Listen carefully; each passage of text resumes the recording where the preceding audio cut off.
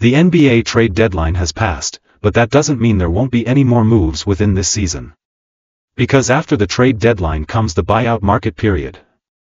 Players can agree with their current teams to terminate their contracts and then join a new team, where they can play until the end of the season.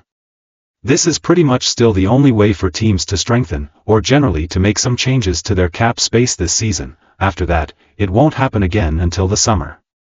This year's trade deadline was extremely chaotic. One could, I think, easily talk about it as the most chaotic in NBA history, which led to some teams having too many games, others too few, some teams taking on contracts that they actually don't want until the end of the season. Some teams might have also wanted to improve themselves through a trade, but that didn't happen, and the buyout market is then a sort of plan B. Pretty much every team can still be active, but of course, it's especially interesting now for contenders and playoff teams that really want to strengthen for the final push of the season. The first news regarding the buyout market also came a few days ago. Ben Simmons agreed to a buyout after 3.5 years in Brooklyn with the Nets.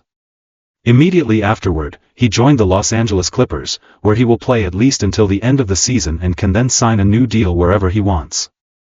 I'm curious how Simmons will fit into a good team. The Clippers have created a new defensive identity this season, relying on size and athleticism on the wing, which the three-time All-Star also brings. Offensively, they don't need him in any sort of creation role or anything like that. They work with Kawhi Leonard, so I'm cautiously optimistic. Why cautiously? Well, because I've stopped really believing that Simmons can function well anywhere. You think year after year and are just disappointed. By the way, the Clippers were able to do this because they were not over the cap floor, but that is the case with other teams, which are Boston, Denver, Milwaukee, Minnesota, New York, Phoenix, of course, and the Lakers. Due to the new CBA rules, they cannot have any player who, before their buyout this season, earned more than the mid-level exception. This applies to players like Ben Simmons, but also Bruce Brown, Malcolm Brogdon, or Bojan Bogdanovic. Therefore, it was only possible for 23 other teams to sign Ben Simmons. Ben also joined the Clippers, to whom he ultimately switched.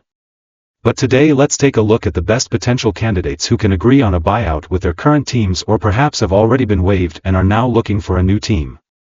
The Lakers recently signed Alex Len, who spent the last few years in Sacramento and actually wanted to join the Indiana Pacers. However, when it became clear that he could take on a more prominent role alongside LeBron and Luka, he unsurprisingly decided to go to LA and is now already on the court against the Jazz. We discussed, among other things, the Lakers signing in our brand new episode of the W's Step Back podcast that was released today. Also about our first impressions of the new additions to their respective teams after the trade deadline. Available wherever podcasts can be heard. I would be thrilled if you checked out the episode.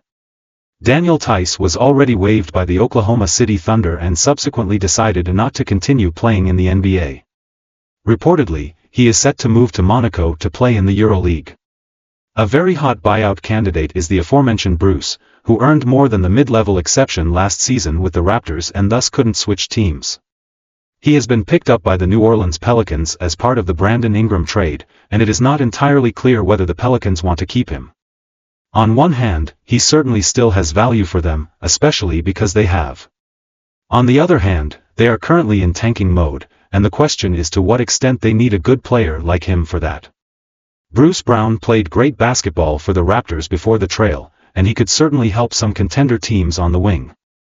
He was a super important part of the 2023 championship Denver Nuggets. However, a return there is not possible, but perhaps another team will still be an option. This brings us to D'Angelo Russell, who also has a similar story. He was traded mid-season, now plays for a tanking team that he is actually too good for, while on the other hand, his bird rights have value for the Nets in the summer. Therefore, it is not entirely clear whether the Pelicans are interested in a buyout or not. I mean, not every player wants to play competitive basketball on a contender team in a smaller role and under constant criticism. Some just want to play on a team without pressure, where there's not even a need to win, where they can basically stress-free do what they want. And I consider D'Angelo as a player who might fit that description. This brings us to Malcolm Brogdon, whose contract with the rebuilding Washington Wizards is expiring. Surely, he is no longer the player he once was and also brings injury concerns, but teams that are thin in the backcourt could take a look at him, as he offers shooting and on-board creation. I discussed a number of big men recently in my video after the failed trade to the Lakers, because it was clear before LA signed Alex Len that they would become active on the buyout market.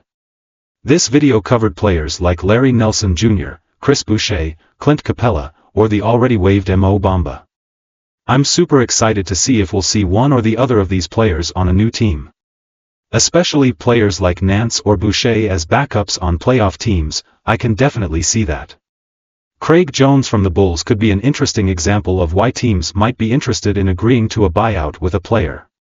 Because this is a question that some fans ask themselves: why do teams or organizations part ways with players who could actually still help them without getting any trade value in return?